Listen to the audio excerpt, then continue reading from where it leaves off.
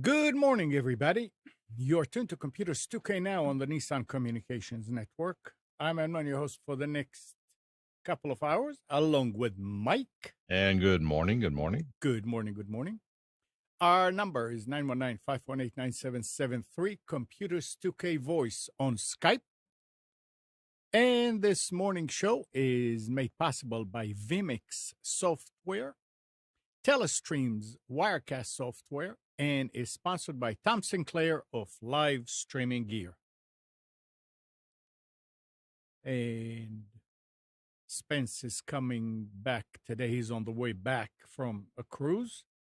And Nick is working No, hard. he's not. The kid's been working good this week. He has been working, but he's goofing off right now. Oh, no, he's not. Yes, he is. I thought they're moving right now. No, he's at someone's house locally. Probably recovering from the week he had. I thought he said that Sunday morning they're going to have to move the office. He's coming by here sometime today. Okay, all right. So I guess maybe something changed. Never mind. Well, they just got back late last night. Yeah. They were at Washington and the CPAC conference. Right. The broadcast from there. Nick engineered the full thing, and he's not here, so I'll talk about him. That's fine. That's all right. Nick Sharp is attacked. Yep.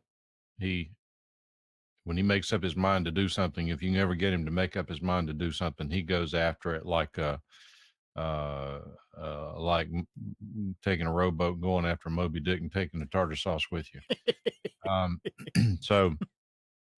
But it was interesting because once everything was set up and working and he's sitting there, I mean, the technical setup for this broadcast was pretty amazing because they were originating the broadcast from Washington, D.C. The morning show was coming out of Oklahoma or somewhere like that. Joe, the morning guy, was in another part of the state another part of the country because he does sports broadcasting. He was out there, so he was doing his morning show from there. They were hosting it in Washington, being broadcast over the radio station in Wilmington. If you listen over the air, it sounds like they're all sitting in the station in Wilmington. It's pretty amazing. Yeah. And the good thing about it is when things work out, he really enjoys it. But isn't that true for all of us? Yeah. He's lucky. Today I spent about, you guys will hear us talk about it, but you won't know what it is. You won't have any appreciation for it. Just suffice it to say that it's a piece of equipment that we've discovered that we're just somewhat blown away by it. I can show it to you. This is all it is. It's just a rack mount piece of equipment. It's called a ZAP 800, XAP 800. And what's interesting about it is if you look at the specification sheet on you, so who wants that? Why would you want that? These things were like $3,500 new. And I'm buying them for $10 and $20 on eBay. Mm-hmm. The reason why, because nobody knows what they are and what they will do. What they are is a 12 by 12 point cross matrix, meaning that you can have 12 inputs and 12 outputs. You can cross connect them any way you want. If you want to, for example, plug a microphone into channel 1, you can have it go to outputs 1, 3, 5, 7, 9, 11, whatever you want it to do. Just tell it where you want it to go. It doesn't require a bunch of rewiring and stuff, which all this is really good for radio stations and podcast studios. Eventually, once I get to where I understand what I'm doing, I'm going to write an article that explains how things that you can do with it. For example, Amnon, do you remember me talking about building a Skype screener circuit? Yeah. And for anyone who doesn't know what that means, Skype, if you're going to use Skype on your podcast, particularly on your live broadcast, how do you answer the call? If you're using a mixer, how do you answer the call, talk to the caller, tell them, okay, hold on, you'll be on the air in just a moment. It's difficult to do during a live broadcast. This Skype screener allows you to flip one switch. It takes the Skype caller off the air, puts them on a local speaker, takes your microphone, feeds it to Skype so that what's going out over the air doesn't obliterate what's going out to the caller. You can screen the call. When you're done, you throw the switch the other way. You're ready to put the caller on the air. It sounds simple, but it's really pretty tough to do. I built one using the old discrete analog way to use for the radio station. Worked perfectly, and probably took me a day to build it because of all the wiring and soldering and all that. This thing, I decided that this would probably be a better way to do it for a number of reasons beyond what we need to go into now. They're very old. They're old units. The manual on them is not very good. Tom Moog and I had to work hard to try to figure out how to get certain things programmed, and we figured out what we wanted to do was to use what are called presets, and that is that it's like a scene, in that whenever the caller goes on the air, that's scene one. When the caller goes off the air and goes to the screen mode, that's scene two. All this doesn't mean anything. We worked through that. I spent probably 3 or 4 hours yesterday trying to solve one little glitch, but the software does not support that one little glitch. I went to bed last night, said to heck with it, thought about it, got up this morning. It occurred to me that I could probably write macros to do what I want instead of using these preset scenes. And in about an hour's time, I had it doing exactly what I wanted it to do. So, Yep. But there'll be some things that we'll be probably doing. I'm sure that Amnon, just like you were talking about wanting to put, for example, these overhead mics in the studio, only one talking at a time, each one mixed to a single channel, automatic level control. These will do that. Yep. I don't know that it'll work for your application because you theoretically want the mics to be farther apart than yours can be, but it'll be worth trying. Well, yeah, we'll see. For $20, who cares? Right. Exactly. These are oldies but goodies. Merle says they use it at work for their videotape VTCs. I don't know what VTCs are. Videotape controllers, I guess. Video, whatever a VTC is. It's an amazing piece of equipment. I mean, we just, and so what Nick and I have been playing with ideas, trying to figure out what we want to do. And I sent him, as the way things work out, I sent him a text yesterday during the middle of the day saying, got it all figured out. It's amazingly simple. You'll be blown away when you see how simple it is to create this Skype screener using this device. Well, famous last words. And once I then found out I had an overlap, I found a workaround, but I don't like workarounds. I like fixes. And that's when I went back to the drawing boards, learned how to write the macros, learned how to do various things. And it's pretty amazing. It's an amazing device. You can get a brand new version of it for $4,000. So you still don't want me to go and get one? No, I've got 4. Okay. All right. I mean, it can be a big change for podcasters. It can be. And the reason I don't want you to buy one yet, there's several reasons. The first is that this time yesterday, I was really excited about it. I'm convinced it's the greatest thing in the world. Last night, I'm saying, if this is a limitation with no way to work around it, the applications that I want to use it for just got cut in about half. Oh, shoot. It's not the egg-laying milk pig. I get up this morning and test my theory. It works. Now I'm back to where I was yesterday morning. Oh, okay. Well, so we're okay. So far, no. Better than okay. It's amazing what you can do with the macro language. I had to, they came, even though $20 a piece, I had to buy $5 fans to put in them. All 4 had bad fans. Talking about audio mic, I just noticed that the output on the DBX on my mic is almost all the way down for some reason. I must have been doing something, but anything happened there? Yeah, but it just got way louder.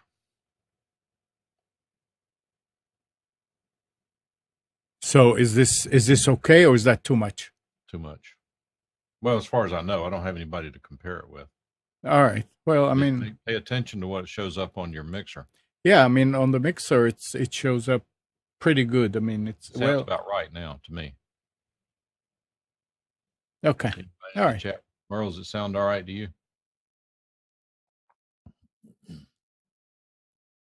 All right. No, well, I'll leave it. I'll leave it like that. It's fine. I'm looking on the recording, and the recording is fine also. So. Yep. All right. Yes, Merle, it's just Mike and Amnon this morning. It would be a good time for you to call in. Absolutely, Marl. He's on the way to church, probably. Yeah, he needs it. Did you hear that Dropbox is going public? I didn't know they weren't public. Yeah. 10 years after it launched, Dropbox has filed to go public. Oh, wait a minute. I was thinking about Redbox. Never mind. Oh. The cloud storage company has been around since 2007. It has raised more than $600 million in funding. That's pretty nice. I don't choose Dropbox. I don't know. I do use it all the time. Drop your output down one more notch. Okay, is that better? I don't know. We'll see as time goes on. To me, Dropbox is a great service. One of the things that I'm not crazy about is there's a lot about it that's automatic. Oh, yeah, all you do is install this, and we'll handle everything for you. All you do is log in here. Some of it's a little hard to try to manipulate. We tend to use things a little differently than everybody else does. We might have a little more specialized application, but they were certainly pioneering in their approach to these offline storage. The idea that you can just drag things into a folder, it shows up on somebody else's computer. That's good. I mean, I don't know if there have ever been any Dropbox security issues. It seems to me that it's ripe for that, but maybe not. Maybe it's not susceptible to security breaches. Well, I don't know. I've never really used it except with one customer who wanted to send big files, and for a while, and that was it. Case in point, when I produced Tom Joyner's commentary for the radio station in Wilmington, once I'm done editing it, all I do is upload it to Dropbox, and it immediately mirrors and uploads to the broadcasting computer at the radio station. Whenever Nick logs in to set up the log for Sunday night at 6, when Joyner runs, the file is already sitting there. Okay, well, yeah, I'm sure. I mean, look, if they wouldn't make so much money and there wouldn't be so many users if it wasn't useful. I just never. I don't know. I guess because I have a server that I can put files for people to get, it's a whole lot easier. I don't know, but yeah, I never did. Did you buy any crypto currency this week? I didn't buy it this week. I bought some a month ago. There is a God.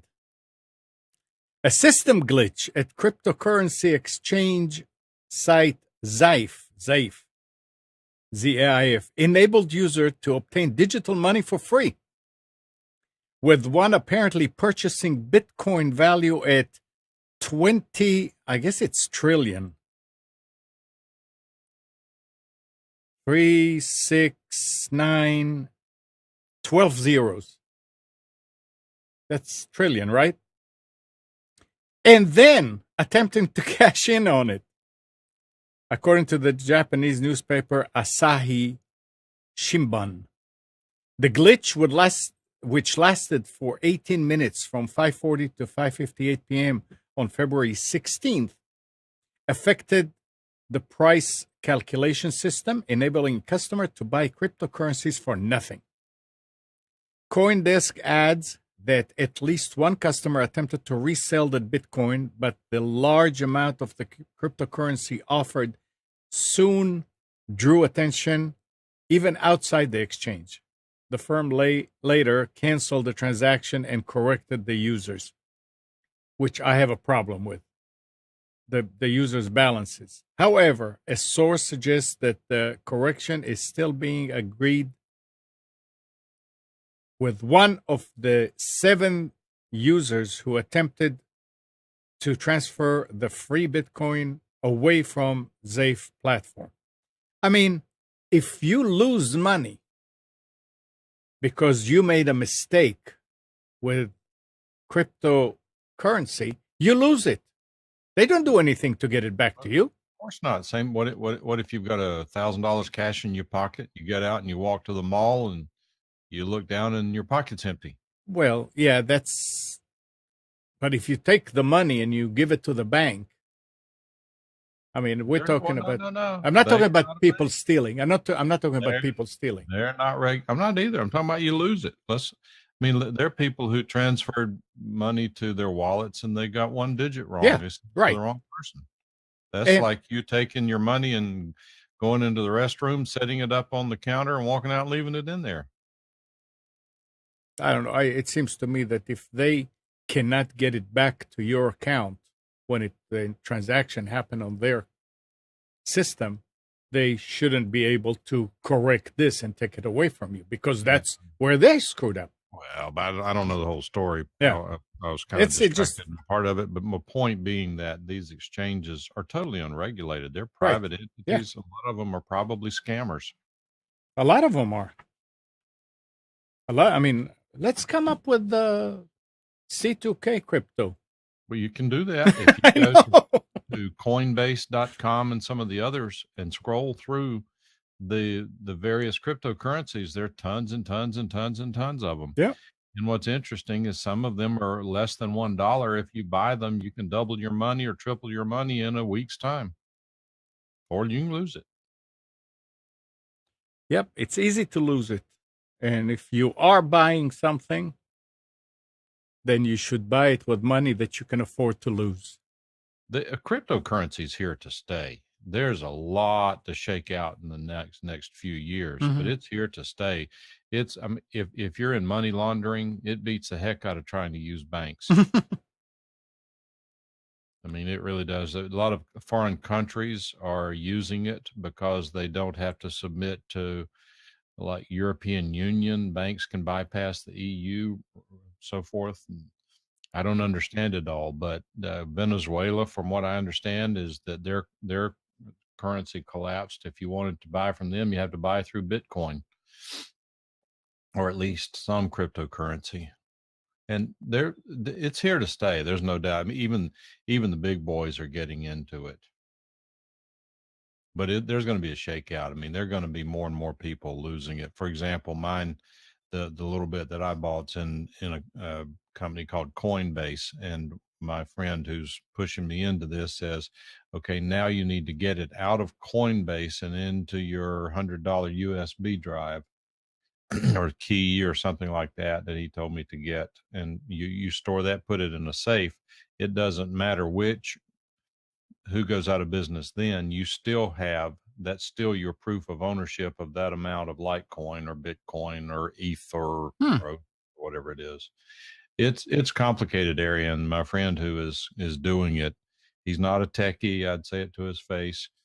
I warned him when he started going through this stuff, and it is thick. I mean, Jason would probably have to read the manual, and he's going through it. And I just warned him. I said, whatever you do, you write down every single step. Whenever you put in a password, you write it down, you verify it. When you get a code, you print it out, you save it. Because if you call me and say, I have forgotten my password to my Bitcoin account or whatever it is, I can't help you. So that flash drive is a special flash drive to store that? That's what it is. There's interesting. I can find it. He sent it to me. I was curious. Maybe it's something we should look at. It is interesting that they make it, because there was as far as mining, there was a store. Go ahead. Hey, what's up, Merle Merle? the Pearl? What's up, fellas? How are you, Merle? I'm good. I heard you guys talking about me, so I thought I'd join you for a second. Yeah. Heathen. I'm going to church later. Going in late. But Mike, as far as Bitcoins and making money there, it says and this is something that you would understand too. After receiving a complaint from T-Mobile about interference to its 700 megahertz LTE network in Brooklyn, New York, FCC agents in November 2017 determined that radio emissions in the 700 megahertz band were coming from the residence of a man named Victor Rosario.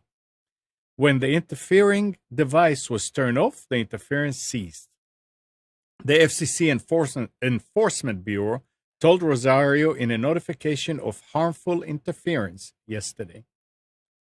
You identified the device as an Antminer S5 Bitcoin miner.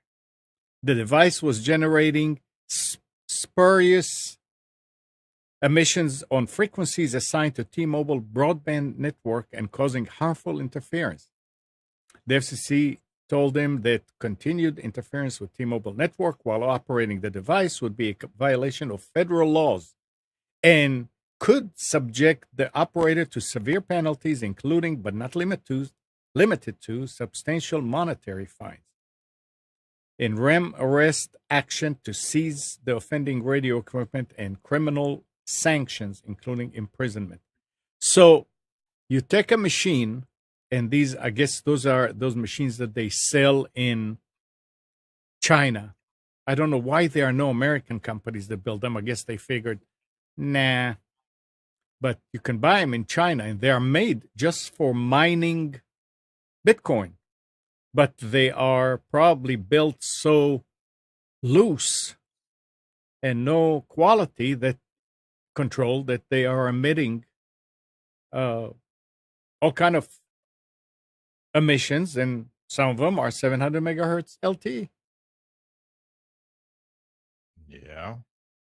That's not unusual at all, by the way. I remember in the early days of clones, like probably mid 80s, we used to have those cases that opened up in the front, like hinge up for the XTs and the AT machines. In the compact. Yeah. And I remember one of the guys in FidoNet had a meter that we were sitting there, and he says, I'm going to open the case, the top of the case. And I opened it, and he measured, and he says, wow. And he said, okay, close it. And the emission stopped. So cases on computers stop a lot of. Yeah, but now they know better how to design motherboards to isolate the noise at the source as opposed to trying to get it out of the case. Yeah, well. And there are FCC rules that strictly govern that stuff. You'll always see these Part 15 warning notices on labels stuck on electronic equipment. Yep. Merle. Yes. Do you own any of these self-shooting guns? Self-shooting gun? No, I like to shoot all my guns by themselves. Well, why don't you get one of these self-shooting guns? Guns kill people. Yeah, that's why I don't get. I've been watching my AR-15 in my closet for 4 years, waiting for it to shoot somebody. So, when's it going to happen? See, it's unpredictable. They just all of a sudden, it's like HAL on 2001: Space Odyssey. All of a sudden, it gets a life, it jumps up, and it starts shooting people.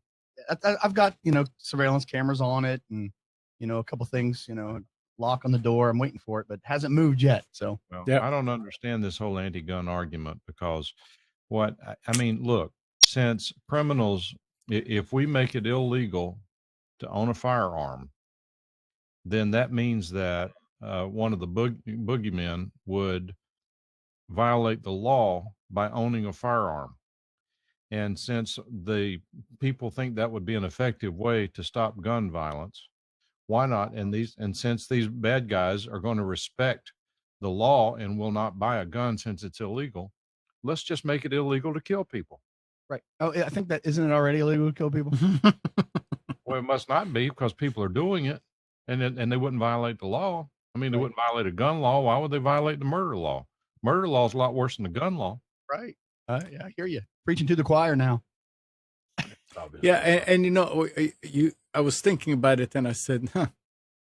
And God forbid that this will happen, but if some crazy guy walked into a classroom with a hammer in his hand and started hitting kids over the head and killing them, what are they going to do? They're going to outlaw hammers?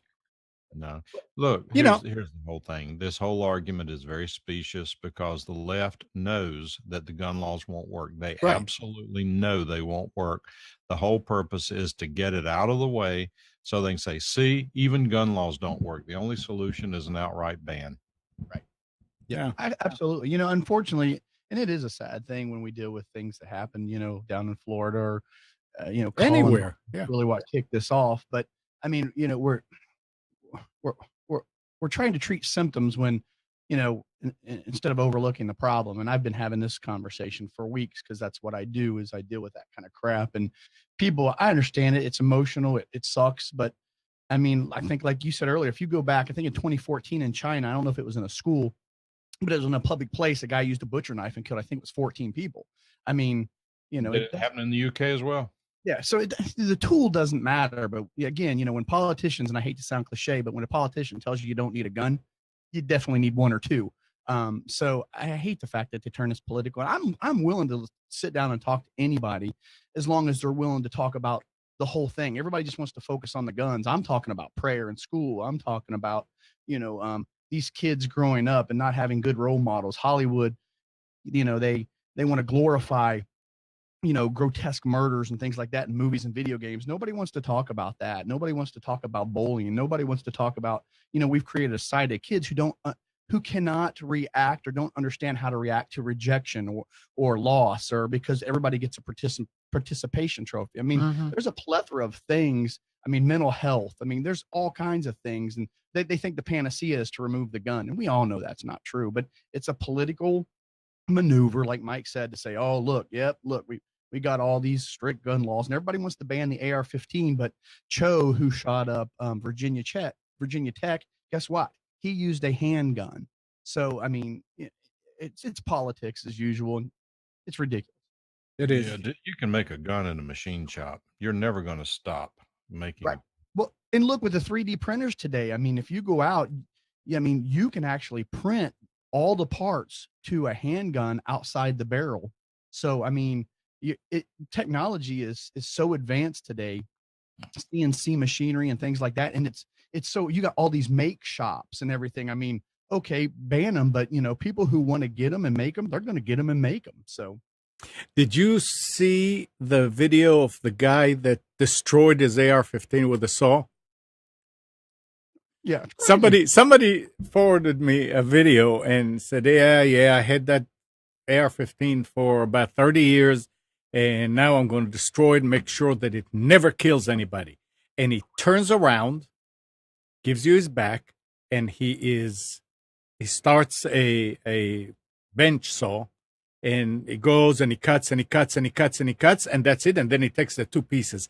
And he just left it so you could see that he cut it right at the edge of the bolt. I mean, he destroyed the barrel, but everything else is intact, which you could fix in a heartbeat. Right. Yeah. About 20 minutes. Yeah. You know, yeah. Well, you know, and again, I will sit down and talk to anybody who's willing to have a conversation and who's intelligent about it. I forget which politician they had, but she was talking about, restriction on magazines and how we should restrict the 30-round magazine or more. And I thought we already had. Yeah, some states do. California, you only get a 10-round magazine, but the person that she was talking to said, well, what about the other magazines that, you know, that we've got millions of magazines out there that are 30 and, you know, 50, 100. And she goes, well, you know, once you use them, they're done. You can't use them anymore. They are, they don't know. So you can't have a logical conversation with people who are ignorant about it. That just goes to prove that, you know, they're not interested in helping kids or stopping violence. They've got a political agenda, and that's what they're going to stick to. Absolutely. You know what people don't understand is that if all of us here decided right now, you know what, the only solution is to get rid of guns, let's ban them. Even then, it's too late. You can't. There are too many out there. People will not give them up. The bad guys will always be able to get them. So the question is, deal with the problem, not deal with the symptom. And Absolutely. then Russia will start selling us black market AK-47s. They'll pop up everywhere. SKS is a fun rifle too. Yeah. But Merle, this is the not understanding. It's like that reporter in the White House briefing that said, "So you mean to tell me that he wants to arm every teacher with an AR-15?" It's sad that we can't sit down and actually have the conversation. Well, it is sad, but that's the situation. That's the situation. Did you see this meme I posted that the guy called 911 because he saw a statue? You're so out of control today, it's unreal. Well,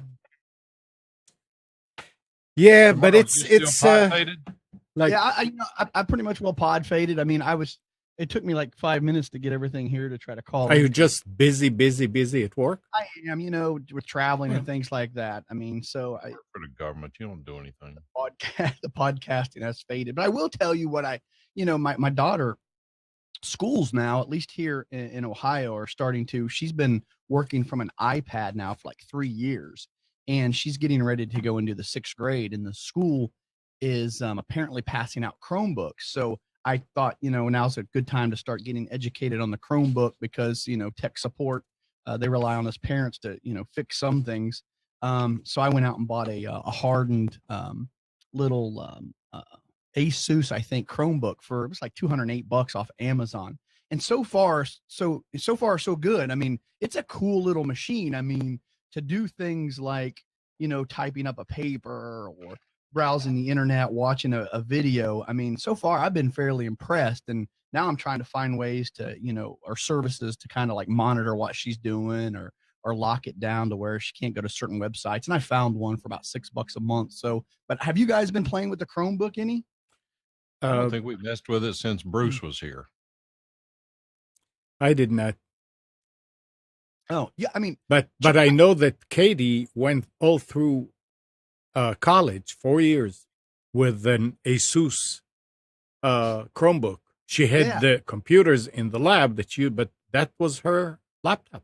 Yeah. So far I've been fairly impressed. And what's nice is because, she's got an account and she can save all her schoolwork and things to the cloud, and she can walk over to her mom's computer and log on to Chrome and get so far I've been impressed, and I think it's a good move. And this little Asus that I got, they thought about it, and they made it obviously for people in education who are, kids in school, because you can spill water on it and it'll take so many ounces of water. The keyboard will disperse the water, and the screen will fold all the way down instead of, almost, 3/4 of the way or whatever they do, because they know kids will kind of push them and they don't want to break. So, I mean, it's a nice little machine. I mean, it's not blazing fast. I mean, you can notice, some things when you're trying to do a little more, I guess, computer intensive stuff, but it keeps itself updated. And I mean, I like I said, I bought one, and she wants one for her birthday, so I might get her one, and then she'll have one for school. But so far, so good. When my wife's iMac dies, I think I might put her on a Chromebook, because it just kind of works. Yep, it's a viable piece of equipment. I mean, it's not a toy. No. I mean, it would be interesting because you can actually, I haven't tried this yet.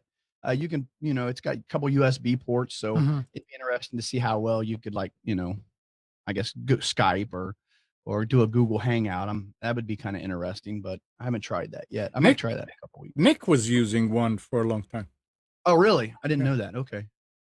Yeah. So far, I've been impressed. I mean, and you can get them from $180 all the way up to $1,000 if you get the Google Pixel Book, I think is what it's called. So, with the touch screen and all that, I haven't got into that. So, but, no, I don't know much about them. No much, but Mike, you were talking about 911. I did. This story goes, since October 2017, Apple has made around 1,600 false alarm 911 calls from a distribution site in Elk Grove. We've been seeing these calls for the last 4 months from Apple, said police dispatcher Jamie Hudson. We're able to see quickly where the call is coming from. So when we get one from Apple, the address will come up with their location. 1,600 false 911 calls. What gives? What? Well, that's that alert system that automatically shoots people by its.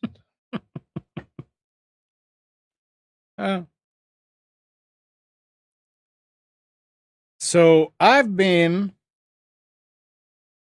battling yesterday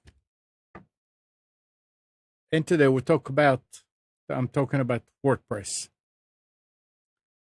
One of the sites that I host. Well, Merle's a WordPress expert, so you're in luck. Merle, you know about WordPress? No, look, when I have a WordPress issue, yeah, I call Brian Aldridge. So they used it to send email. So I coded in time and eliminated the problem. But then you have to go in and look and see where it's coming from. And found where they were doing it from. So clear that out. Ran WordFence in the sensitive scan, whatever, and found a couple more and cleaned it, and everything is okay. Well, it wasn't okay. This morning, again, and I'm looking, and it's through a different path in the website. So I started looking. I got up early. I took my cell phone with me to bed, and decided if something happens and I see that I get notified if the mail queue goes above 40 messages. And this morning it did. So I got up and about 6:15 or so, and sure enough, through a different place. So I eliminated that and realized that they probably were there some time ago. It didn't just happen last week. And there were files with different dates in different places on the site, files that didn't belong there.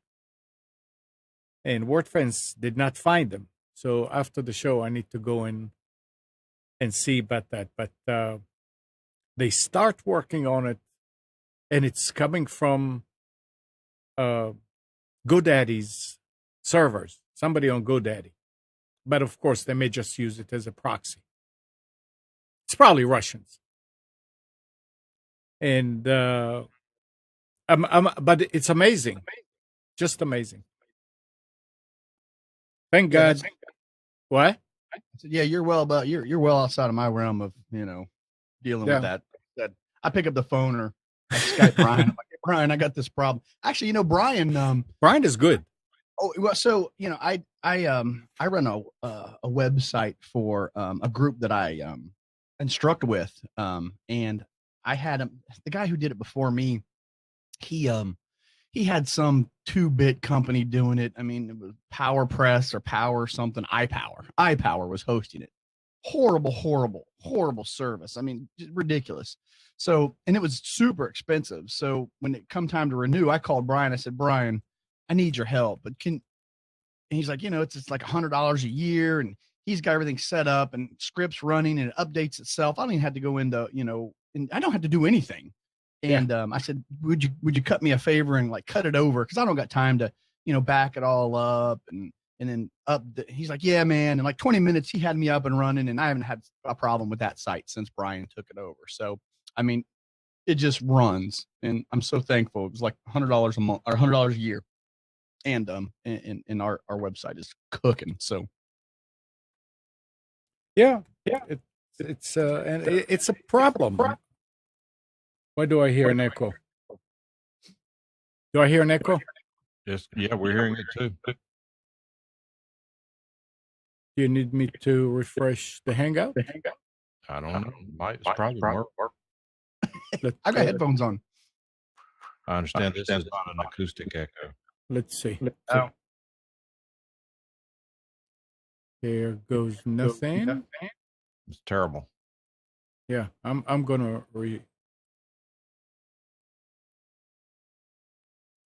Oh, nope, still there. Okay. Hello. Yep, I can Yep, still hear there. myself. Merle, refresh your page. Check. Yeah, now it's gone. Let's see when it comes back. Hello. Hello. Okay. Check, Hello. check, Yep. It's gone. check. I told you it was Merle. Well,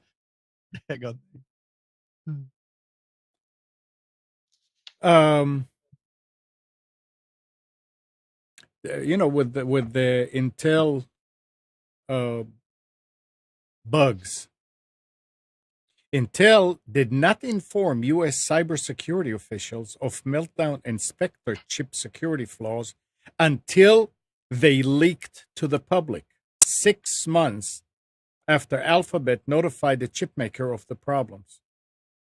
This is according to a letter sent by tech companies to lawmakers on Thursday. Why wouldn't they do it? I mean, if somebody lets them know, why wouldn't they work with the authorities, especially, cybersecurity officials? It's amazing that some of these companies you hear again and again, they knew about a problem with their system and they keep it quiet. They don't talk about it until somebody leaks it, and then they say, "Oh yeah, we have a problem." It makes no sense. What makes no sense is Windows 10 updates. Some people I know were, of course, everybody's scared to death of malware and viruses and so forth. So Yeah. Windows 10 started updating. It took, after about 30 minutes, she says, and the hard drive's running. Oh no, what am I going to do? She tried to stop, it wouldn't stop. So she ended up, she had Outlook open and she ended up forcing Outlook to shut, and then she rebooted her computer. When she reopened Outlook, or the previous 7 or 8 emails she had downloaded were gone. And since the POP server had flagged them as being downloaded, she couldn't download them again. All because of Windows updates. I just told her, she said, what do I do? I said, let the computer run. Let it run for another hour. Let it make sure it's finished. Then when you're done, reboot the computer, reopen Outlook. It should hopefully repair itself. And she did, and everything came back except about 3 missing emails. She was able to log into the server and forward them to herself again to solve the problem. But this is a case of user experience being very bad for Windows updates. I don't. Why are they taking an hour to do sometimes? I don't know, these but are computers that are maintained. And what kind of machine was it? Could it be the fault of this a slow machine? No. It's okay. They're quad Lenovo's. Okay. I don't know, but I can certainly say that I don't know anybody that, well, we hear only about the problems. A lot of people are having bad experiences with Windows updates. It's terrible. I think it's the worst thing Microsoft's ever done. Well, there was where is it? That's an interesting story.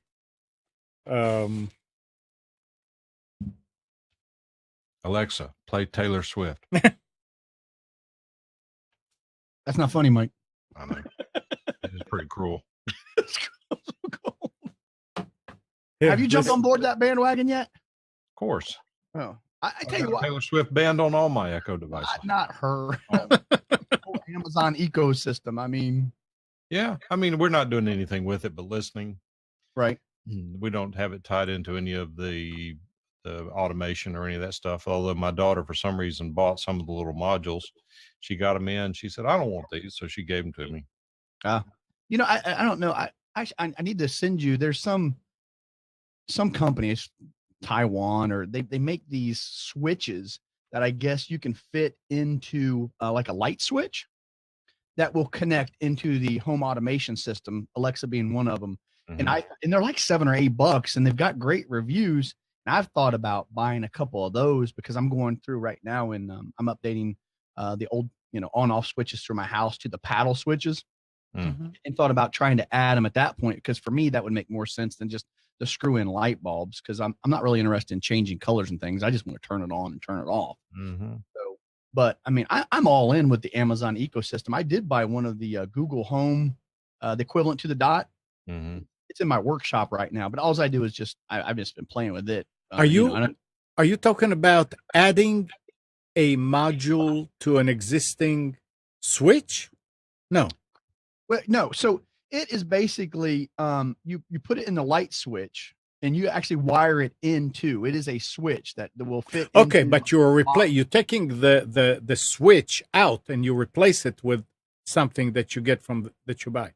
Well, yeah. Well, so I'm putting a new switch in, but this is an extra module that goes in the box also. Interesting. Yeah, I'll shoot you guys a link in the chat. It looked very interesting to me, and it was more what I would want to do with home automation than just like buy the special light bulb that screws in that has it in there, because you're paying $40 for the light bulb, and I don't care about changing colors. I just want to be able to turn them on and turn them off by saying turn the kitchen light on or turn the kitchen light off. So Merle, are you concerned about privacy issues with these Echo devices? Am I concerned? Are you mean like from a that's a good question, because I got my daughter, because I joke all the time, because every once in a while the device will kind of come on by itself. You don't say Alexa, it'll just go ding, and then it'll shut off. And I've got my daughter going, that's the government again. So I mean, there are some concerns with that, right? I mean, even though it has a little mute button, that's what I tell people. Even though it's got a little mute button, how do you know that mute button is just not turning on the red light, and it's just maybe not listening for the word Alexa, but it's hearing everything else? I mean, that's a fine thing.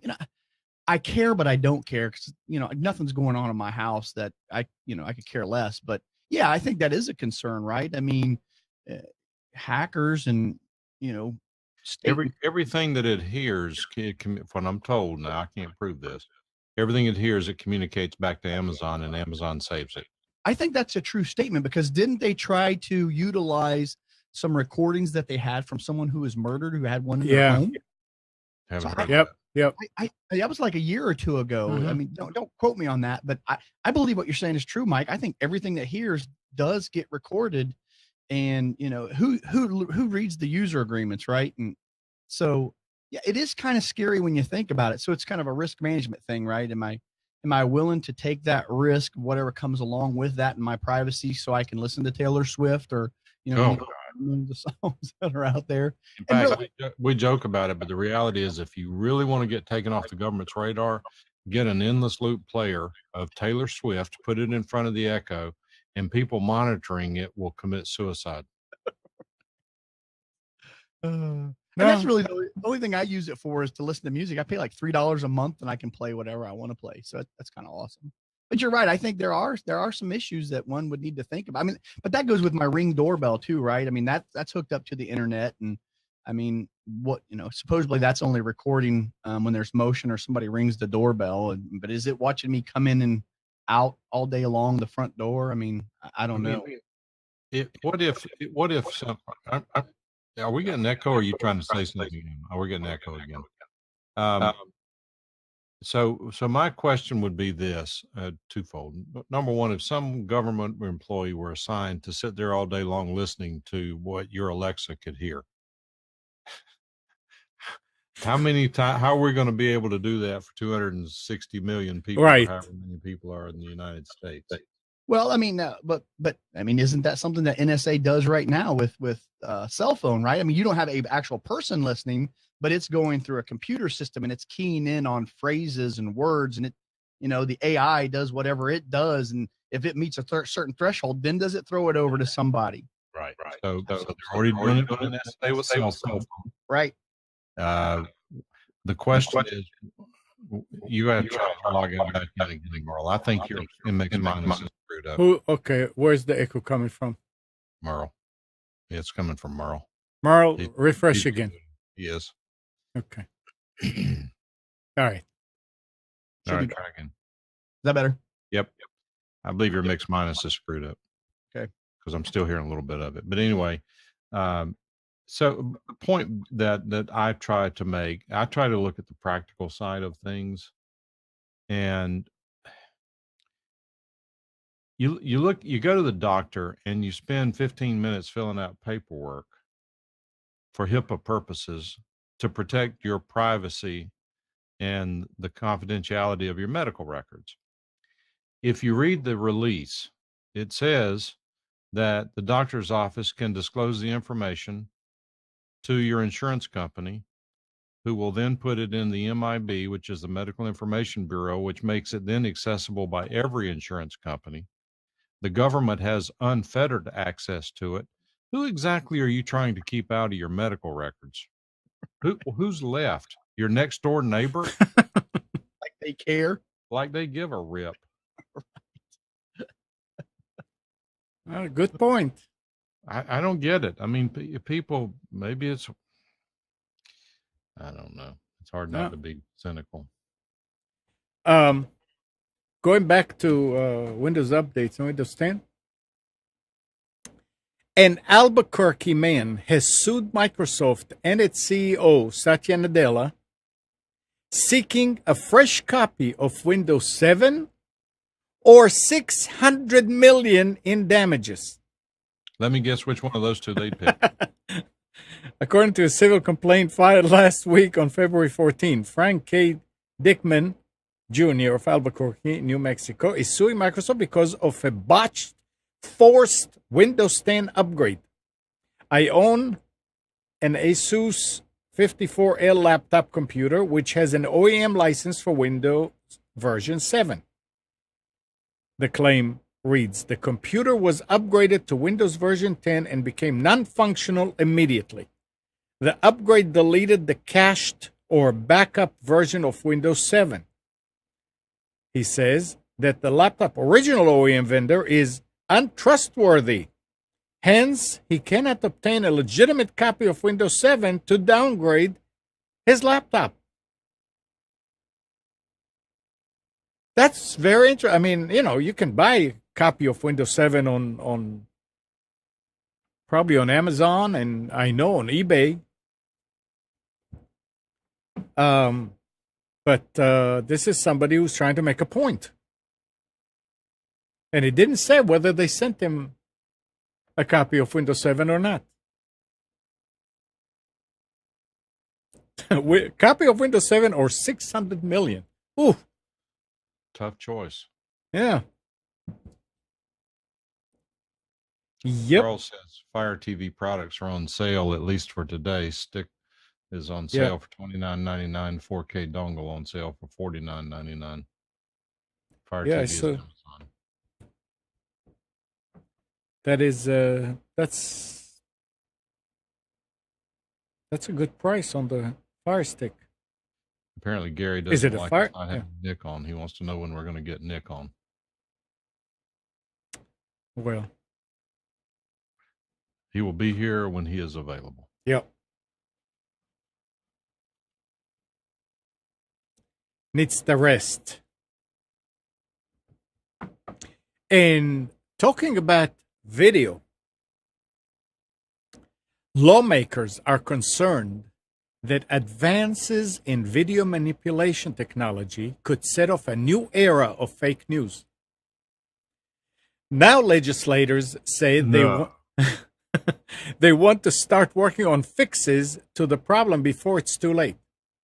Technology experts have begun to sound the alarm of the new software which lets users take existing videos and make high-quality altered video and audio that appears real. The emergence of the technology opens up a new world of hoaxes driven by doctored audio or video and threatens to shake faith in the media even further. Senator Ron Wyden, the Democrat from Oregon, one of the most vocal members of Congress on tech issues, painted a grim picture about what the advances could mean for the future of discerning truth in media. Since we can't rely on the responsibility of individual actors of the platforms they use, I fully expect there will be a proliferation of these sorts of fictions to the degree that nearly drowns out actual facts. Now it's happening now. For those who value real information, and I'm saying go listen to Fox, there will still be some reliable publications and news outlets, and their credibility will need to be guarded all the more intently by professional journalists. Well, wait a minute now. Journalism is protected by the First Amendment. Yeah. If we're going to start changing amendments, let's start making journalistic malpractice a legally actionable cause of action under the law, even though we've got a First Amendment. Since we're going to start ignoring constitutional amendments, let's go ahead and fix this mess. Yeah. But that'll be too early, too easy. The purpose of freedom of the press was to allow people to be able to encourage people to tell the truth without having to worry about being attacked by the government. But that didn't work out. People, it just amazes me. People, I've got a friend who detests Trump because they say he's mean and hateful. And then she watches CNN.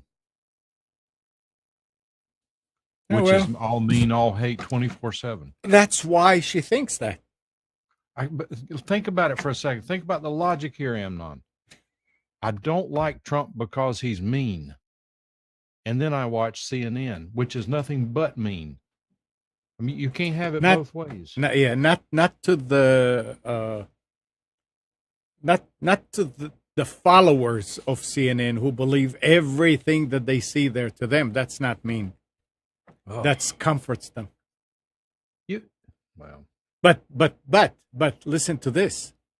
Cambridge researchers have built an online game simply titled Bad News, in which players compete to become a disinformation and fake news tycoon by shedding light on a shady practices. They hope the game will vaccinate the public and make people immune to the spread of untruths. Player of the fake news game must amass virtual Twitter followers by distorting the truth, planting falsehoods, dividing the united, and deflecting attention when rumbled. All the while, they must maintain credibility in the eyes of their audience. The game distills the art of undermining the truth into 6 key strategies. Once a player has demonstrated a knack for each, they are rewarded with a badge. In one round, players can opt to impersonate the President of the United States and fire off a tweet from a fake account. It declares war on North Korea, complete with a Kim Jong-un hashtag. At every step, players are asked if they are happy with their action or feel perhaps a little bit ashamed. An emotion that leads to the swift reminder that if you want to become a master of disinformation, you've got to lose the goody two-shoes attitude. The work is due to be published in the Journal of Risk Research. I mean, people are cashing in on this. Hey, we should start playing, Mike, and do a podcast, and maybe we can compete with whatever the apocalypse podcast that our brethren do. Make some money on that. The Smear. Right, Mike? Great book. Anybody who knows anything about politics ought to read it. Did you read it, Merle? Is that one you've recommended to me before? Yeah. I don't only about 50 times. Oh, I might have it on my Kindle ready to read. Good. It's not a self-reading book. Oh, okay. I got to read it myself. Yes. Hey, well, so let me ask you this. Have you watched, it's an old movie that a coworker had me watch called Advise and Consent. Have you ever seen that? I've never heard of it. You should go on to, I think it's Amazon or Netflix. It's like $3. And it was actually very interesting. 1950s. I I recognize some of the names, but it was actually, it's very political, based movie about what, how things that are going on in Congress and the White House. But it was actually pretty good. Go check it out. I'd be interested to see what you thought about it. Advised consent. Mm-hmm. Yep. Old black and white. I think Fonda was in it, but he didn't have a big part. Well, let me ask you this, since this is a tech show and we've talked a little bit about politics, because we've become so polarized, and our conversation has been. I've been polarized. Well, and the conversations we've had, I mean, are just vile. And do you think technology has helped cause that? Because instead of having face-to-face conversations like we did 30 or 40 years ago in a coffee shop, talking about politics and, the various different aspects of it, we're doing it now via Twitter, via Facebook, via Instagram. And do you think that embraces people to be a little more, mean and vile? So we've taken the civility out of it? I think that's a complex question in that the answer is in some cases yes, in some cases no. For example, it's human nature that it's just the way it is that written text doesn't have the emotion and the ability to communicate the way spoken and visual communications do. That's why in the radio business, we always beat the crap out of the newspaper, because you want to read this cold black and white print in the newspaper. You want to hear somebody talk enthusiastically about a product. Guess which one works better? The technology has enabled us to move to alternate forms of communications besides just picking up a phone. I'm listening to an audio book now by Corey Lewandowski. He talks about Trump, how he operates and so forth. And he's got a phone on before he became president, he's got a phone right there. People send texts and email. He picks up the phone. He's very, very much into using the phone to communicate with his voice. And he's been very successful, at least in part because of that. Now, I will tell you that I have been, I won't go into details because it's unfortunate, but I am involved in a communications program that allows me to communicate with some other people on a regular real-time basis. And some of my comments were taken the wrong way by someone on the other side. And it has created some damage in the relationship. And it was all misunderstanding. It's misinterpretation. If you want to read the words, it's one of those things where you read it, it could say exactly what it says. It could say two or three other things based on, I guess, what kind of mood you're in, whether you're having a good day or a bad day. You know how things are. There's no tone of voice. There's no interpretation there. It's just the black and white, cold, dead print. So having said that, I do think that the technology has enabled us to communicate in ways that are not as productive, whether it's a cataclysmic shift in life, I'm not sure. I do think, though, and this is something I thought about several times. I have a really good friend that he's old like I am, and it just annoys him to no end to see people texting on their phones. He thinks that's just the most disgusting thing in the world. Why do you have to text people all the time? Well, texting is probably the most efficient form of communication we have now, because you can take this message, you can drop it onto somebody's phone. They can look at it if and when they want to. If they want to respond to it, they can. But the fact is that people are living on their phones. It's not going to change. It's not a fad. Text messaging is here to stay. To me, the only question is what's going to come along to enhance it or to change it or even to replace it that's probably even more techy. Don't know. It's here to stay. Get over it. That's the way it works. I mean, whenever the telephone came out, I'm sure people were probably having community meetings to talk about the destruction of society because people are not going to be writing anymore. They're going to be calling on the telephone. Right. Well, I just thought it was interesting because every once in a while I've got an aunt who is 180 degrees out of phase from my way of thinking when it comes to politics. And on Facebook, I mean, she is just vile. And I mean, she'll call me everything, or me, not me specifically, but our family in general who don't think the way she does. I mean, she calls us racists and how we don't love God and all this. But when we're sitting around the dinner table, about being judgmental, isn't there a passage in there in somewhere? Yeah, judge not, yes, ye be judged. But when we're sitting around a table at Thanksgiving, I can actually have a civil conversation with her about the things we disagree with. But man, once it hits social media, it just seems like she's changed, and like, I don't know, like there's no retribution and she's free to say whatever she wants. And, you know, feelings aside, I don't know. Why wouldn't you block her though, Merle? Mike, she's my aunt and I love her. I don't care. I know, but that's a forum where you and she are not compatible. Right. Well, you know, I mean, again, so, you know, I believe in freedom of speech, and I'm interested in what she wants to say. And sure, I didn't say that you had to stop her from speaking. I'm just saying, if I were you, I wouldn't. Yeah, I don't want to get too political here because Gary will have a heart attack. But the fact of the matter is that she's got a freedom to say whatever she wants to, and if people want to listen to it, more power to it. I'm not going to listen to it. I've got better things to do. Right.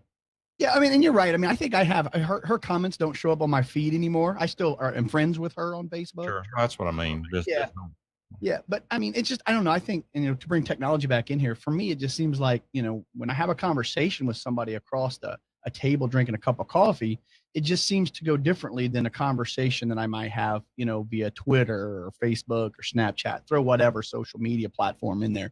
It just, I think people, I don't know, it's just, they kind of just, I guess they just change. It's weird how technology, and I just posted up when you were talking about how black print, you know, you can say the same thing. I put in the chat over on Skype that Allstate commercial, which I love, where they show a guy whose car's basically been stolen and it's up on blocks. And then a young girl is getting a car for the first time. They say the exact same things, but the tone and reflection is different.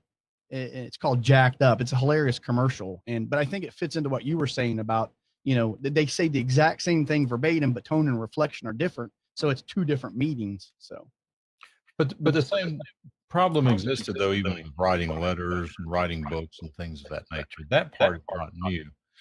It's just a shift. It's just a shift in technology. We've gone from the newfangled technology telephone to the newfangled technology text. I mean, we're going in a circle, aren't we? Right. The only difference now is the immediacy. Yeah, it's interesting for sure. And I'm sure you can probably study it in some college or university right down the road. Yeah, Merle's audio is the one's causing the echo. All right, I got to go anyway. I got to go to church. So it was nice talking to you guys. I'll see you guys online. When you get back, take a look at your setup and figure out what's wrong with your mix minus. You know, I'm going to tear down and reestablish because you don't need to do that. Just fix it. You're like Amnon. You screw with stuff and you got something knob wrong. Right. Well, you know, I mean, actually, this is like, I mean, I don't have a mix minus at all set up. I mean, I'm going straight from my mixer into, you know, the Skype or the Google Hangout. So yeah, I still got it screwed up. All right, guys, I'll talk to you later. See you. All right. See ya. All right. Bye, Amnon. See ya. Thanks. Yep. Anyway.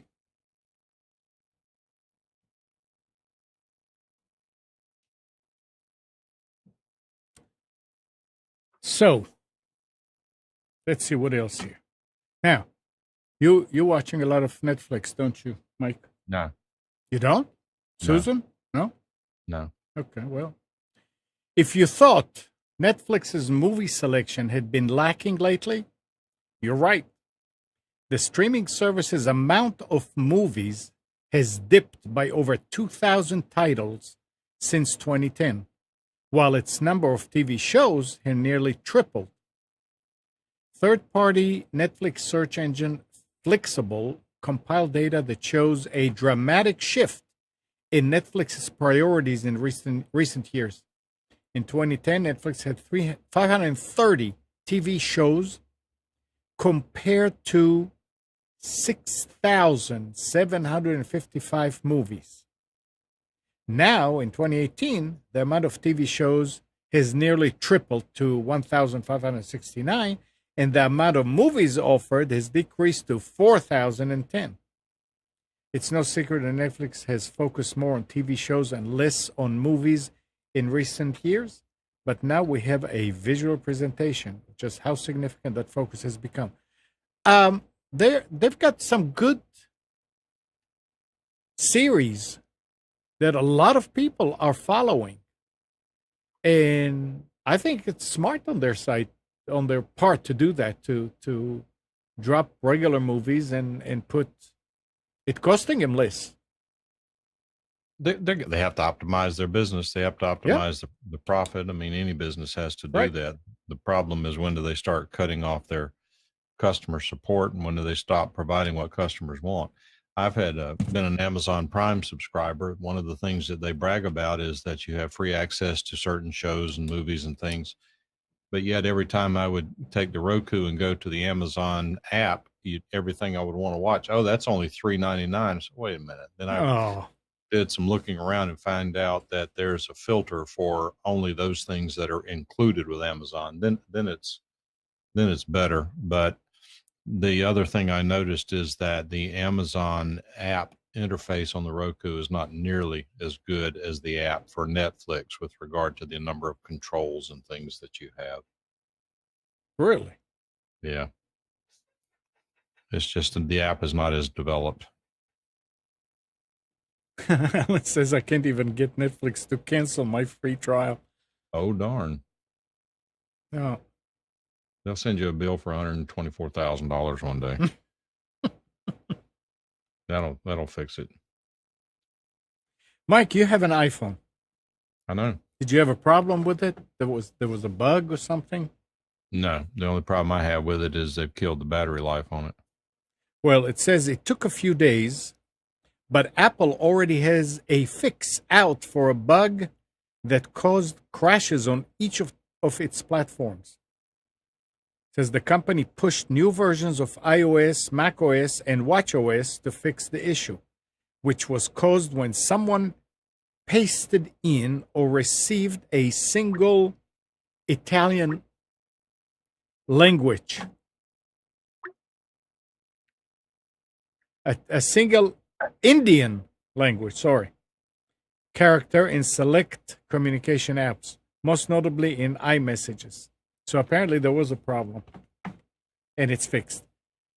Good morning. Good morning. This is Gene. Hey, Gene. What's up? I wanted to mention something that was new news to me. It might not be new news to you guys or anybody else listening in. My wife saw an ad on TV that mentioned a wireless connection for DirecTV, so you don't have to have cables from your dish down to all your receivers. And in my house, we happen to have 6 receivers. They're all over the place. And so I thought, gee, that sounds interesting. I ought to call them and find out about it. So I called them, and they are now offering what they call a wireless genie. And I told her what my situation setup was, and asked her to take a look at what you would do to replace everything I've got that's cabled with this wireless system. And what it amounts to is basically they use the same dish, because you got to get the signal down from the satellite down to ground. But from the dish, everything else is wireless. And what they did is they came up with a proposal for me where they give you free, no charge, up to 5 receivers and replace them with wireless genies. One is a Genie 2, that's the main one, and the other is a wireless Genie Minis, something like Dish does. And then would charge me only $49 for the 6th one, regular $70, but because I'm a customer and I got the contract for service, they knocked that down to $49. And the only difference, I said, okay, what's going to be the difference in my bill month to month? And it's just a plus $7. So for just plus $7, they're going to come in here, replace all the receivers, put in these genies, and everything's going to be wireless. But you already have wires going to all these places. Oh yeah, I have wires going to so them. But, why? I had troubles with them, and they're going to upgrade all these. The thing I liked about it is a couple of my receivers are real old, and this is going to do an upgrade to them. I have AT&T Uverse that has a lot of wireless receivers, and I have issues with them. They lose connectivity, but I mean, this is a big house and a lot of walls and all that. So it's going to be interesting to see how it works. I really should be getting better connectivity than I am. Also, these AT&T boxes, they're just not very responsive to the remote controls. I actually did something while we're talking about this. I actually did something that was kind of neat. In the one room where I use it most often, you'd hit fast forward to skip commercials, then you'd hit play and it'd miss the play button, and it just keeps going and keeps going. Then you've got to run it back, and try to find the spot where you were. Yeah. Well, what I did was I got an infrared remote control extender, which has a really good pickup element on it, mounted that up high, took the receiver or the retransmitter, put it in front of the box, moved the box out of the way so that it couldn't see the remote control. And now it works perfectly. Where'd you get that box, the extender? They're all the same. I got it I think it was Amazon or eBay. I don't remember which. It's like $20 or something. It comes with one receiver and a box that will allow 3 receivers, and has 4 or 5 retransmitters or infrared radiators, whatever they call them. All they are is the LEDs that repeat the signal. Then you mount this little device in front of the receiver on your, actually it allows you to take your receiver and put it up under put it away. You can put it out of sight, because you don't have to look at it anymore.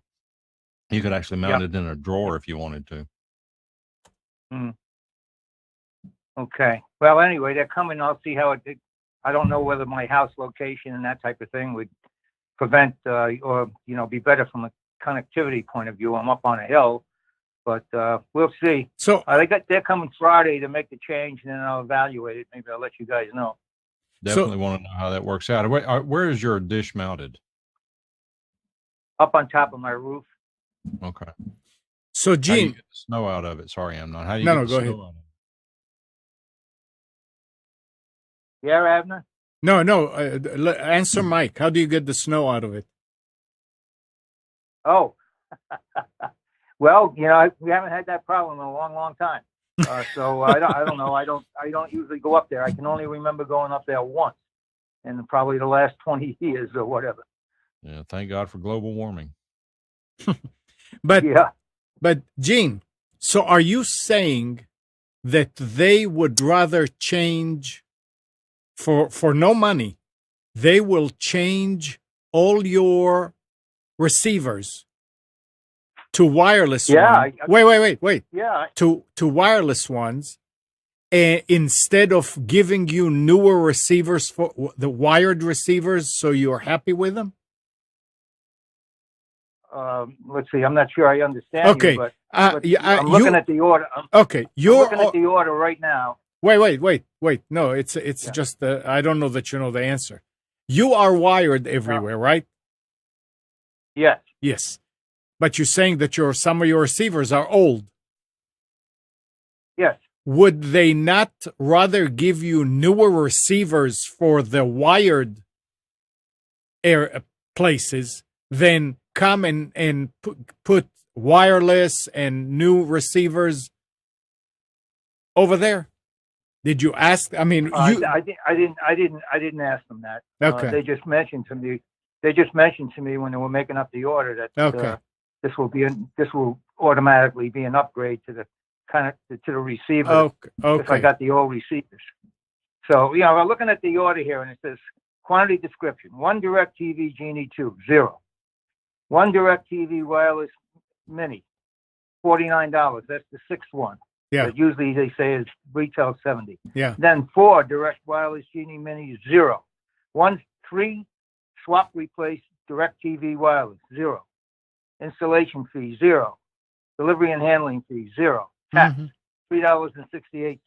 Total, $52.68. So you want you want wireless. It's not that if they told you, you know what, let's just give you new receivers for your old ones. You said no, I'd rather have wireless. Yeah. Well, the answer to that is simple, Abnon. You know me. If it's something new, I got to try it. Right? Well, that's okay. That's all right. I was just all right. All right. Hey, I'm 85 today. Today's my birthday. Happy birthday! Thank you. And many, many, many returns too. Okay. All right. Take care, Take Gene. care. Bye-bye. Take care. 919-518-9773. Computers 2K Voice on Skype. Give us a call. Let's talk. Let's discuss things. In the meantime, we were talking about wireless. Intel, along with Dell, HP, Lenovo, and Microsoft, said Thursday that the companies expects the first 5G Windows PCs to become available during the second half of 2019. It says that's about the same time that Intel plans to begin shipping its XMM 8000 commercial modems, marking the company's entrance into the 5G market. Intel will show off a prototype of the new 5G connected PC at Mobile World Congress show in Barcelona. In addition, the company will demonstrate data streaming over the 5G network. At its stand, Intel said that it will also show off eSIM technology, the replacement for actual physical SIM cards, and a thin PC running 802.11ax Wi-Fi, the next generation Wi-Fi standard. So the next one is 802.11ax. But that's next year. So, I mean, I see a bunch of computers on the bench. Oh, my audio is clipping, Gary says. Tiny bit. So I need to lower it. Yeah, I see that. All right. Hopefully this will be better. I see a lot of computers that have wireless built in on the motherboard. I'm talking about desktop computers, towers. And I saw one that did not have an Ethernet socket on it. There was no Ethernet, no way to connect the wire. So I guess it's a way to save money. I'm still saying, if you can use wired, use wired. It's a lot safer and faster too for your local machines in the house, local network. I don't. Things are going full cycle again. We were radio, TV, wireless for years and years and years. Then we went wired Ethernet. Now we're going wireless again. Life is just this one continuous circle. Yeah, same thing is happening with the warming, so to speak, right? Yeah, 11,000-year cycle. Yeah. Well. But speaking of TV and radio, an interesting thing is going on. Were you done? I don't want to. Yeah. It turns out, so the way radio stations that play music, which is most of them, the way they operate is that they have to pay BMI, ASCAP, and some CSAC for the privilege of playing music. When you hear a radio station play a Madonna record, then one of either BMI, CSAC, or ASCAP charges the radio station for the right to play that record, and supposedly that money ends up going to the artist or usually to the record company. Well, right, and that license is not by the record. No, it's a blanket license based on a percentage of the radio station's revenue. BMI and ASCAP are always the biggest ones. Well, guess what? What? Some of these artists who think that they are the premium artists think they deserve better than they're getting from BMI and ASCAP. A company has started up that is what I guess they would consider themselves what do they call it? Aesop's global music rights, attempting to boost licensing income for Bruce Springsteen, Bruno Mars, Pharrell Williams, I don't know who that is, and other quote unquote superstars. I don't know who these people are. I know who Springsteen is. Anybody listen to him? They're an upstart that competes with ASCAP and BMI, two performance right organizations that, thanks to consent decrees with the United States government, must issue blanket licenses to radio stations upon request. GMR has a more free hand to negotiate the public performance of song compositions, at least for the time being. That's because GMR is fighting antitrust claims made by the Radio Music License Committee, which represents some 10,000 radio stations throughout the United States.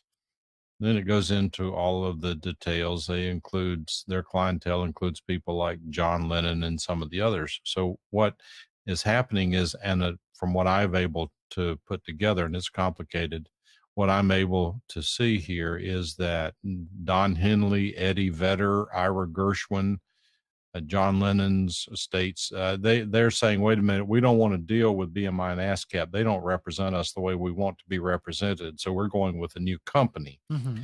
Well, what happens is that you say, well, then the radio stations can just not play those songs. Right. It doesn't work that way. It won't work out that way. Because what happens is that let's start at a high level. Let's suppose that a radio station says, I'm not going to pay these guys. I'm already paying BMI and ASCAP. That's not my problem. Well, the problem is that then you play a Don Henley authored song that is not licensed through BMI or ASCAP. You're now committing copyright infringement, the penalties for which are very, very severe, thanks to these guys lobbying Congress and getting laws passed. That means that if you play one of these songs that's licensed by this GMR, if you don't have a license, they can and will sue you for copyright infringement, and they will probably win. And it can be up to $150,000 per infringement. Now, granted, nobody gets that, but that's what the potential liability is. The problem with this, as I see it, is it's okay for these artists to decide they want to go out and to start their own performing rights organization. But here's the problem. Let's suppose, Amnon, that you and I are operating a radio station and we say we're already paying BMI and ASCAP. They're taking up to 3% of our annual income now off the top. Even if we don't make a profit, they get paid. So we're not going to subscribe to GMR. And what we'll do is we'll just make a list of all the songs they own, which is only 70 some artists right now.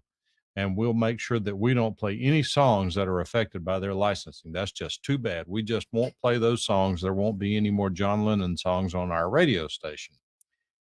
The problem then is that unbeknownst to you, GMR negotiates with, started to say Taylor Swift, but we'd never play one of those. They negotiate with, I don't know, pick somebody. XYZ, whatever. XYZ. Yeah. And XYZ's music is on the playlist. Unbeknownst to us, XYZ is no longer represented by BMI. They're now represented by GMR. As soon as you play that song yesterday, you were fine. You play it today and you're guilty of copyright infringement. There's an extortionate aspect to this. Somebody's going to have to do something. I mean, if they want to go out and there are two things. Number one would be that if there's a certain amount of money already going to licensing music, if that remains the same and the way it's divided up among the performing rights organizations changes, that's okay. Nobody would care about that. But just adding on another performing rights organization, why not everybody go start one? Why not every musician start his own performing rights organization and require extravagant pay? And if someone happens to slip up and I almost said Garth Brooks, they wouldn't play that either. But there's somebody that might be in regular rotation that now all of a sudden the radio station has committed copyright infringement unintentionally. They in good faith, they thought they were paying licensing on it, but because of unpublicized or non-public discussions, negotiations, things of that nature, licensing, you could end up in trouble. I don't know where it's going to end up. So wait a second now. If theoretically, if I'm a singer I have to contract with ASCAP and BMI? You do not have to, but you would so that they would represent you No. and collect from radio stations on your behalf. Theoretically, I have to if I don't do it, then anybody can play my songs and nobody will be after them other than me. No. Technically, it gets really complicated because of compulsory licensing, but you don't have to do it. You could choose not to do it, but no one ever does because you don't get paid otherwise. Right. But so now that you're saying that GMR, if I'm listed with GMR and not, does that mean that I'm out of ASCAP and BMI? I'm not. No, it's an addition. So you really you have to pay twice. I mean, as the station. No, you're already paying BMI. Yeah. You're already paying ASCAP. ASCAP. You're probably paying CSAC. Okay. And now you're going to be paying GMR on top of it. So that's what I'm saying. It's an addition to what you're paying. It's not instead. That is correct. And GMR, from what I can read, is absolutely within their right to do what they're doing. If they own the material, it's personal property. If they choose not to let radio stations pay it unless they play it, unless they pay a separate price, that is within their right to do that, as far as I know. I haven't read that. I haven't spent that much time reading it. But the fact is that it creates operational issues for people who are trying to do the right thing. So if let's say that they only had John Lennon, that's the only person that they are representing. Mm-hmm. And John Lennon managers, whatever estates, goes to a BMI and ASCAP and say, we don't want to deal with you anymore. You're not doing the job for us. Right. If you had software on your station that actually makes sure that no John Lennon songs were playing, then you're okay. Like a filter. They would say, oh, no, that John, kill it. You're assuming two things, and you're right. And that's the way it would have to happen. But you're assuming that, A, the BMI GMR database is up to date, and number two, that you've got real-time access to it. Yeah. Interesting. And both of those may be readily available. I don't know the answer to that. But I'm telling you, it is not a trivial matter to say, oh, I'm not going to worry about it. Because you're going to have to pay for it. If there were a way, if you could just download a program that allowed your music scheduling software to verify the licensing before it ever played it and to automatically avoid playing any GMR, then fine, I don't have an issue with it. What I don't like is people getting caught when they're not suspecting things and they're not intentionally doing it. I don't mean like speeders getting caught because they're violating the law and they know it, but I'm talking about people who are getting caught doing things that they don't mean to be doing. It says they're going to kill music radio. John, you know what? I don't know if that's true. We've been saying that for years and years and years. I mean, I've had to write checks to BMI, ASCAP, and CSAC when there wasn't any money. It's painful, considering that but for radio, their products would have no value at all. Back in those days, the only way you knew about new music was through the radio. Now you've got the internet and other things.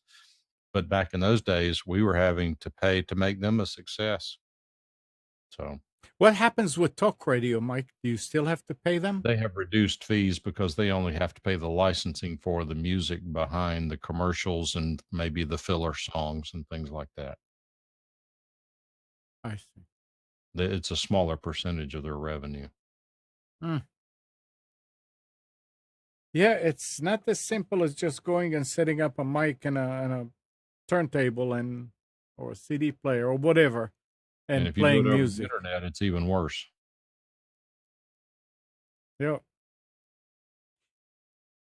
Well, that's why every time we do something that's out of the ordinary and there is any kind of piece of music, I mean, I had guests that were singers and they wanted to show to demonstrate part of a song and it got flagged. No, that's copyright. So, but this is the guy. This is the person, the singer. He did it.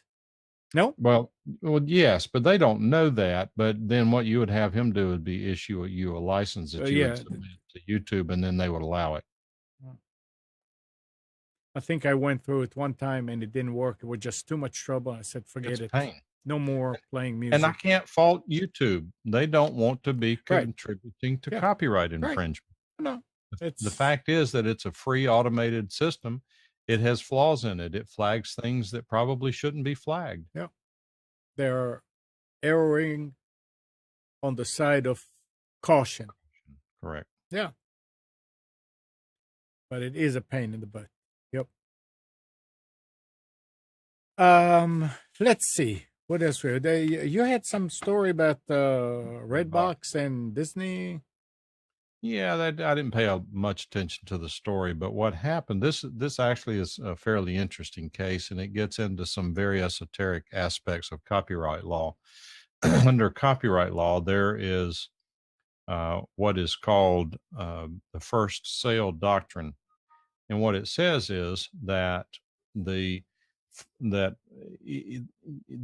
first time you sell something, you exhaust the copyright in that copy. So back in the old days, I would go to the Gary, I can't listen when I'm on the air, but you go to the store and you buy an ABBA album, and once you've purchased it from that store, you can do anything you want to with it except make a copy of it. Mm-hmm. And that means that if I listen to it and I don't like it, I can give it to you, I can sell it to you, I can do whatever I want to with it, but I can't make a copy of it. That's what the first sale doctrine is. Well, what Redbox started doing is they started buying these DVD bundles, particularly some of the ones that are in this lawsuit are related to Disney, that these, and I haven't bought one of these, so I haven't seen it, that these bundles would include the DVD as well as a code to be able to download the movie, so that you get it whatever format you want. You buy the bundle and it includes the download as well as the hard copy. And what Redbox apparently started doing is they were taking the codes out of the bundle, offering those for sale separately. If you wanted to rent the DVD, they were going to rent you the DVD, but this code that came with it, they offered it on their website for sale separately. Disney said that's a violation of our license agreement. It says they cannot be unbundled. They're inextricably tied together. They sued for an injunction to stop Redbox from unbundling that code from the disc, to stop them from selling it. And one judge says, and this gets into an injunction, and they said, we're not convinced you're going to be able to prevail at trial, so I'm not going to issue the injunction. And a lot of the websites jump up all and down and say, oh no, Disney's losing. Redbox went, no, this in the scheme of things is not a big deal yet. It really is not. It's not going to make a whole lot of difference. Ultimately, Disney could lose, Redbox could win. Then people would say it foretells what's coming, but it really doesn't. It just means that one judge doesn't think that Disney's case is as strong as Disney thinks it is. And what's interesting that I glanced over and didn't read it carefully is the judge particularly said that the first sale doctrine doesn't apply here, which I don't understand that. But so it's not just black and white. Well, I guess it depends on which side you're reading. For Disney, they'll tell you it's black and white. Interesting.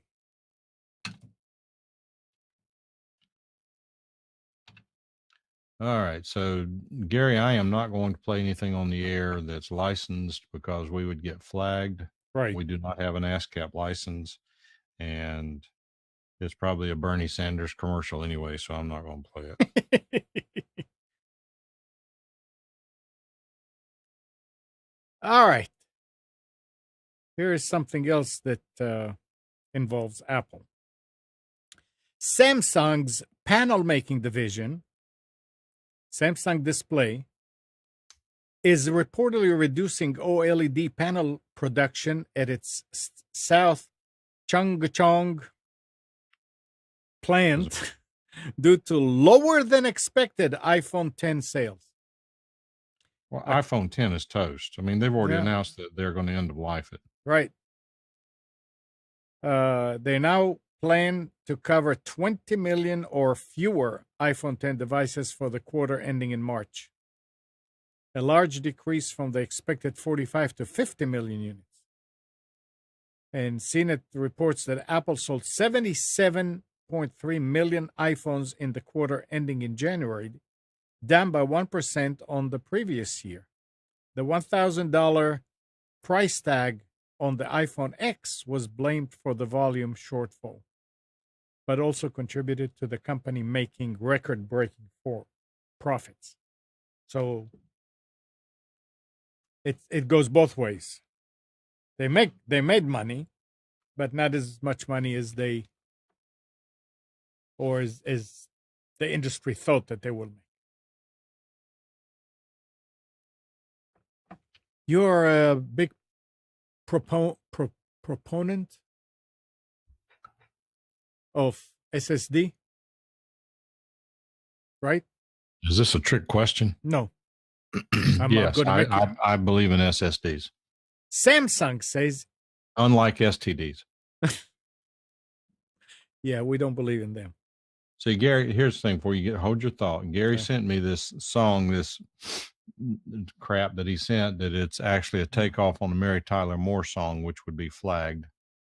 Mary Tyler Moore theme song. So no go, Gary. No. It's not your song, and you can't give me permission to use the backing track. So Samsung says that it is mass producing a solid state drive with monstrous capacity. The PM1643, as it's called, offers an insane 30.72 terabytes. This is achieved by using 32x 1 terabyte NAND flash. Samsung reached the new capacity and performance enhancements through several technology progressions in the design of its controller, DRAM packaging, and associated software. Included in these advancements is a highly efficient controller architecture that integrates 9 controllers from the previous high-capacity SSD lineup into a single package, enabling a greater amount of space within the SSD to be used for storage. The drive also applies through silicon via TSV technology.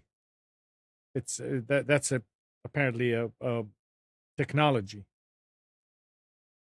to interconnect 8 gig of DDR4 chips, creating 10 4 gig TSV DRAM packages, totaling 40 gigabyte of DRAM. This marks the first time that TSV applied DRAM has been used in an SSD. 32 terabyte. No, 30.72 terabyte. But is it as fast as a current SSD? They're not saying. Yeah. See, as soon as we get to 10 terabytes, my data needs always outpaced the availability of large hard drives, which means I've got about 100 hard drives. It's going to take the rest of my life to go through. Literally. And once I get to a 10 terabyte drive and it's available from 2 different manufacturers so that I can mirror the 2, all of a sudden my data needs are going to be under control. I will be able to put everything I have, at least in the foreseeable future, in 10 terabytes. I used to record TV shows and edit the commercials out and save them, for example. And that was before HD days. Then all of the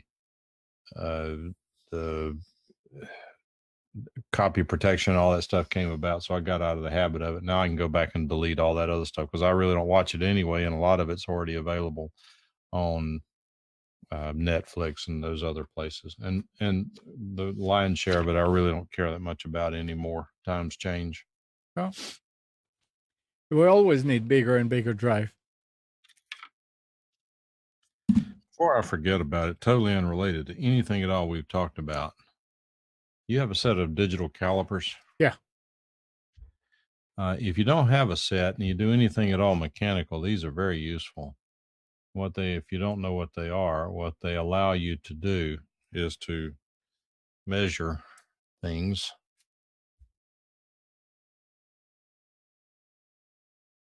So here, I don't think, this is 25/64ths of an inch, but you can also measure in millimeters and in digital inches. Now, these are really inexpensive, but for hobbyist work, non-critical work, they're perfectly fine. The movement on them, maybe it loosens up a little bit, but it's not as smooth as some of the others that I have. And it's nice. You can check inside and outside diameters. Yeah, you can check here. You have this little part that checks the inside of a hole, and then here's the outside of the device you want to check.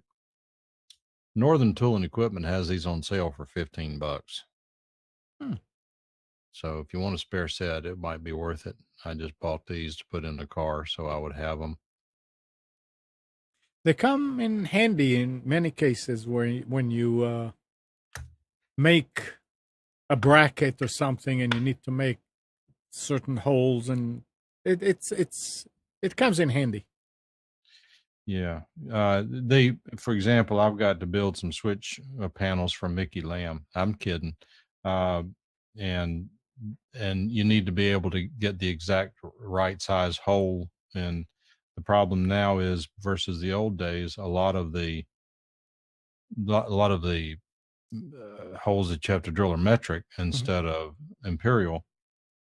And the old, if you're a mechanical engineer and you understand all that stuff day in, day out, you can make these conversions in your head. But I'm just telling you that whenever you need to go get a connector and drill a metric size hole, it's really nice to be able to see exactly what it is in millimeters so that you can get the right die or drill bit to be able to make a really nice looking panel.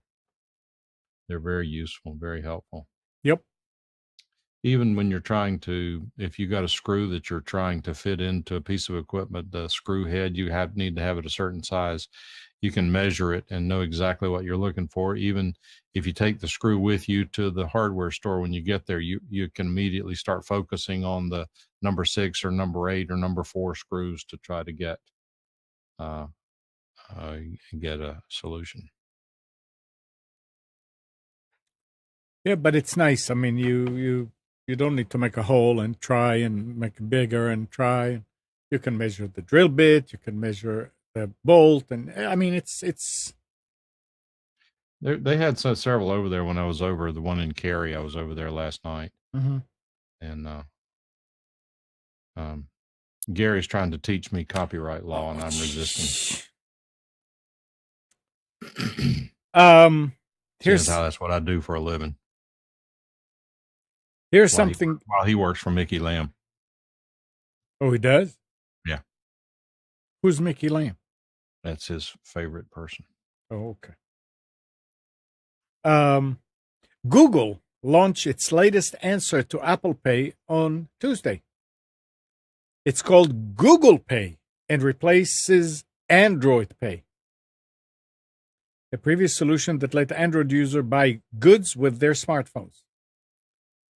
It's also Google's answer to Apple Pay and Apple Pay Cash. Google Pay follows several failed attempts by Google to launch a widespread payment platform. And the company launched Google Wallet several years ago before folding it and launching Android Pay.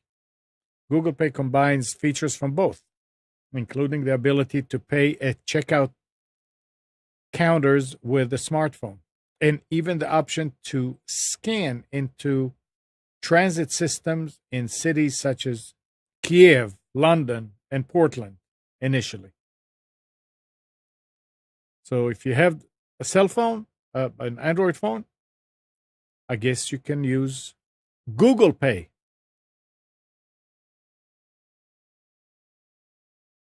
I'm amazed every time I see geez. But That's what's happening these days. Now, we heard so much after the FCC turned over net neutrality about how companies were already throttling and messing up with others and all that kind of stuff. Didn't the internet come to an end? But did you know that it's not law yet? So these people, if that is true, which I doubt very much, then those people are in violation if they changed anything that they were doing. The Federal Communication Commission net neutrality rules will be no more in 2 months, as the agency takes the final step in removing the regulation from its rulebook. It says the date is April 23rd. So as of today, net neutrality is still there. So stop telling me that things are already changing, that you see companies are already throttling you and all that. That's got to do with your modem. It was revealed after the Federal Communication Commission's order revoking net neutrality was published in the Federal Register. The publication means that a new fight around net neutrality is about to begin. States and there are 23 states that are suing the FCC. That's still less than half. I mean, I saw this and I said, oh, I was wrong too. I thought that net neutrality was gone back then when they voted it down and said, no, we're going to repeal it. It's not law yet. Just so you know. I've told the story here before, and unfortunately, over time, the facts change. So if I ever find the original story, I'll report about it accurately. But way back whenever water fluoridization, adding fluoride to water was becoming popular, some city up in Michigan, I believe, Illinois, somewhere like that, one of these cities announced that they were going to start putting fluoride in the water, something like April 1st. Boy, starting about the 2nd and 3rd of April, people were going down to City Hall complaining they were sick. They were going to sue the city. How dare they? They'd poison the children. I mean, things were just horrible. And then finally they let them know that the equipment had been delayed. It hadn't been installed yet. Yeah. It's amazing how people are, well, the people that are trying to agitate. John says our voices are out of sync with the video. Click on one of the other links at the bottom of the video, like channel 6 YL. That's a good one. That's the channel 6 is very, very fast. Yeah. Who are they? You Live Now. That's the owner of I forgot the name of he was somewhere else and he sold it and then he started this one. I'm curious to know, is it a free service? Yeah. Oh yeah. How do you upload to it? You don't, what do you mean upload? It's RTMP. Well, that's how you upload it. That's how you stream to it. Yeah, you stream to it. Why? I was just curious. I don't know anything about video. Yeah, it's just like all the other ones. It's just another. Do you have a web client that you use? Do you stream it directly out of Wirecast or what? Straight out of Wirecast. Okay. Well, actually, these days I stream one stream to Restream.io, and they stream it to all the other ones. Are they? Is Restream.io streaming it to you, channel 6? No, not to 6. 6 is not on Restream.io, so I do it directly. Right. But all the other ones are, and Facebook comes out of this machine here. Okay. But the rest, Twitch and Stream Me and YouTube and Mixer, are coming out of Restream.io. Yeah. It works fine. If one goes down, the other one stays up. All right. Do you use Snapchat? No. Do you know people that do? I don't know. I don't know anyone who makes a big deal out of it if they do. I don't think it's a paid for thing. No, it's just another social media. It's very popular. Yeah. But it says they posted an official response to users who signed a petition on change.org asking the company to reverse its controversial update, which people say make the app more difficult to use. Users actually signed a petition. Say, we want you to reverse it for something that they don't pay for. Can we do the same for Windows 10? Sure you can. We pay for it. Sure you can. No doubt about it. And finally, before I forget about it, I told you about this book about Vietnam, I Touched Freedom? Did you pass that information along to your Vietnam guys? Oh, yeah. And he's already talked to him, and he's scheduled to be on one of the shows. I'll let you know. Gary, I know parody use. I understand it fully and completely. The song is not making a parody out of Mary Tyler Moore. It is not a parody of Mary Tyler Moore. It is using a Mary Tyler Moore to create a parody unrelated to the original work. So that's the end of it. Have you seen the book, Amnon, the I Touched Freedom? No. I had my son read it last night. Yeah. And it was interesting because I told him, I said, there's a backstory to the book. I won't tell you what it is until you finish the book. And he was sort of slow getting through it. And he finished last night. He said, wow, I just finished it. What a great book. And about 5 minutes later, one of the guys in the book called him to tell him what the backstory was. Wow. My buddy, who's actually the son of the guy who wrote the book, who cuts Cole's hair, called him and said, hey, that's my dad who wrote that book. Really? You're the number 3 kid he mentions in there? Yep, that's me. Cole, he said, Dad, I didn't know what to say. It's a good book. It is. If you remember anything at all about Vietnam, or you want to learn about it, if you want to find out what true communism is, if you want to find out what the left would have this country look like, read that book. Yes. All right. We made it. We made it. Did you hear from Nick? Have not. Anything? Okay. Well, hopefully he's asleep. All right. Well, thanks, Mike. It was great. You, and thanks everybody in the chat for staying with us. It was great. And good morning, Kathy, Hannah, Nabil, Mac, Norm, Katie, and Donna. Thanks, everybody, for turning to Computers 2K Now. We hope you enjoyed and maybe learned something from our time together. Remember to practice safe computing, back up your hard drive, and update your virus scanner. We'll be back here next Sunday at 9, but you can always reach us at computers2know.com. While you're at it, like us on Facebook and subscribe to our YouTube channel. Are they going to move the office today, Mike? I have no idea. I'm wondering if Nick is going to do this show tonight. But anyway, I'll be there at 7. It'll be a repeat. Yeah. Tonight at 7, Nick Craig hosts Against the Norm on Wilmington's Big Talker 106.7. And you can listen on TuneIn. See you next week, everybody.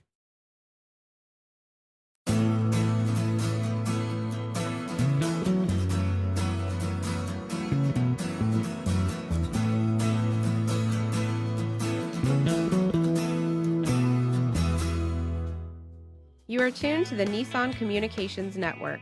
If you tuned in too late, you can always watch each program in its entirety or download an MP3 audio file of it in the archives section at nissancommunications.com. Don't forget to subscribe to our YouTube channel, follow us on Twitter, and like us on Facebook. Sponsored by Telestream's Wirecast software, StreamingGear.com, Carolina Apparel, and DeltaForce.net.